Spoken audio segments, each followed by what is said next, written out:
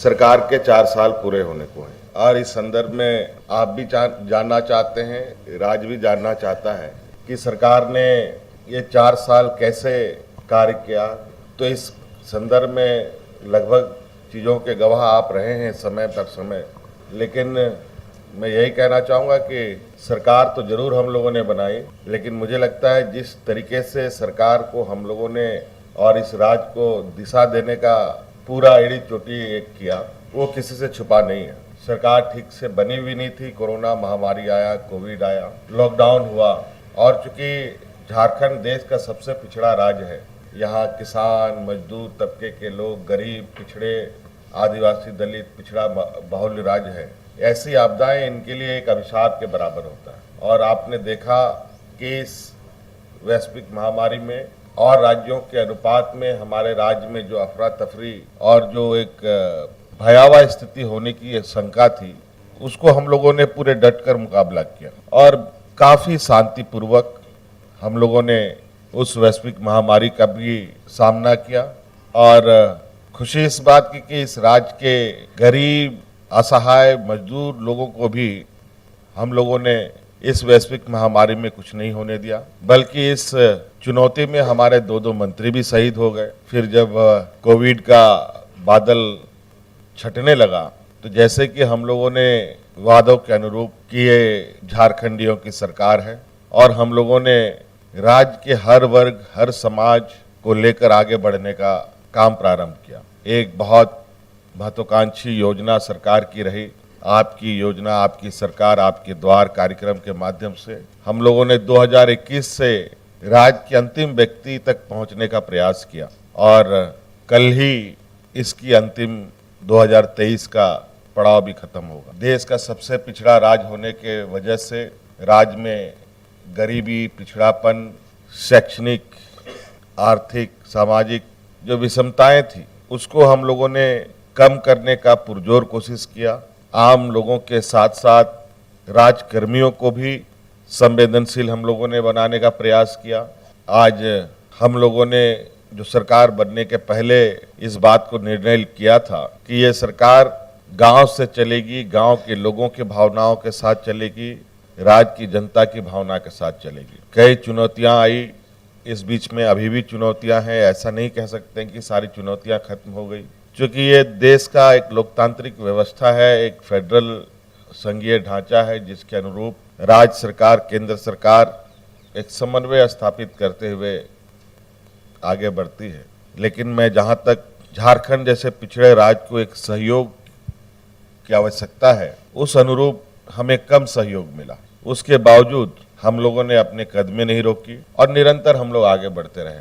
किसानों के लिए, मजदूरों के लिए, महिलाओं के लिए, मजदूरों के लिए, बेरोजगार युवकों के लिए, युवतियों के लिए, हर वर्ग को छूने का हम लोगों ने प्रयास और विभिन्न योजनाओं के माध्यम से उनको जोड़ने का प्रयास किया। आप सबको मालूम है हमारे राज्य में 80% के लगभग का जो संख्या है वो लोग ग्रामीण परिवेश में रहते हैं और मुझे लगता है कि इस राज्य का अगर सर्वांगीण विकास की राह पर चलने का अगर हम संकल्प लेते हैं तो झारखंड में गांव को छोड़े बगैर विकास की राह पर आगे बढ़ना संभव नहीं है। हमारा ये मानना है कि गांव मजबूत होगा तो शहर मजबूत होगा, शहर मजबूत होगा तो राज्य भी मजबूत होगा। राज्य बने हुए 20 साल हो गए, 23वां साल चल रहा है अभी। 2025 में ये युवा राज्य के रूप में गिनती में आएगा, लेकिन मुझे लगता है कि इस नवजात झारखंड को पालने, पोसने, बड़ा करने का और इसको मजबूती प्रदान करने की जो जिम्मेवारी थी, जो हमारे विपक्ष के लोगों को सबसे अधिक मौका मिला। लेकिन आज ये कोई नहीं कह सकता कि आने वाले 25वें साल में झारखंड इतना मजबूत हो चुका है कि ये हर चुनौती से लड़ सकता है। आज इस झारखंड की आत्मा को, इस झारखंड के जड़ को हम लोग निरंतर प्रयासरत हैं कि जो इसमें कमियां थी या कमजोरियां थी उसको खत्म किया जाए और आगे बढ़ाया जाए। हम लोगों ने सरकार के अंग के रूप में कार्य कर रहे कर्मचारियों को भी, चाहे वो पुलिसकर्मी हो, शिक्षक हो, अनुबंध कर्मी हो, सभी को साथ में लेकर बढ़ने का काम किया है, सबके साथ मिलकर काम किया। आज हमारे राज्य के कर्मी और देश के लगभग सभी कर्मचारी अपनी पुरानी पेंशन को लेकर आए दिन चिंताओं से ग्रसित होकर सड़कों पर उतरते हैं।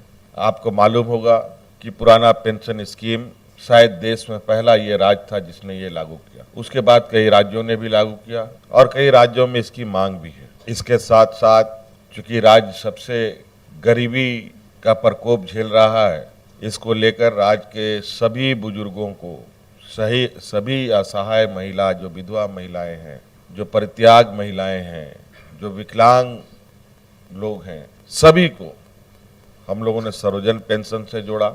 मुझे लगता है कि इस राज्य की जो पहली प्राथमिकता होनी चाहिए थी वो सामाजिक सुरक्षा पर होनी चाहिए थी, तो उसको भी हम लोगों ने बल दिया। हमारी आने वाली पीढ़ी, हमारी जो छात्र छात्राएं हैं, उनकी छात्रवृत्ति की बढ़ोतरी की बात हो, सावित्रीबाई फुले योजना से बच्चियों को सशक्त करने की बात हो, मरांगोंग के जयपाल सिंह पारदर्शी छात्रवृत्ति से विदेशों में शिक्षा ग्रहण करने की बात हो, किसान ऋण की माफ़ी की बात हो, मुख्यमंत्री रोजगार सृजन योजना के माध्यम से स्वरोजगार उत्पन्न करने की बात हो, विभिन्न पदों में सरकारी नियुक्ति की बात हो, विभिन्न पदों की नियुक्ति की नियमावली पहली बार बनाने की बात हो, कई सारी चीज़ें हैं। उत्कृष्ट विद्यालय बनाने की बात हो राज्य के अंदर, इन सब के साथ साथ उद्योग को बढ़ाने की दिशा में भी कई कड़े कदम उठाए हम लोगों ने। आपको मालूम होगा कि झारखंड देश का पहला ये राज्य होगा जहां हाइड्रोजन से चलने वाला इंजन का निर्माण किया जाएगा, जिसका इकरारनामा हम लोगों ने टाटा कंपनीज के साथ किया है।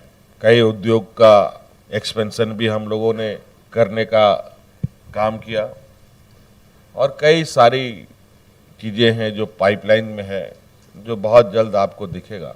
रांची जैसे शहर में चारों तरफ फ्लाईओवर का आप जाल देखें, जिस तरीके से आज ट्रैफिक जाम में हम आप सब फंसते हैं, इसको निजात दिलाने के लिए हम लोगों ने बड़े पैमाने पर काम शुरू कर दिया है। तो कई ऐसी चीज़ें हैं, तो मुझे लगता है कि मोटा मोटी कुछ बातें हैं जो हमने कह दिया है। बाकी इन्हीं में से कुछ और भी सवाल आएंगे, उसमें जुड़ जाएंगे हमारी बातें। सर, धन्यवाद।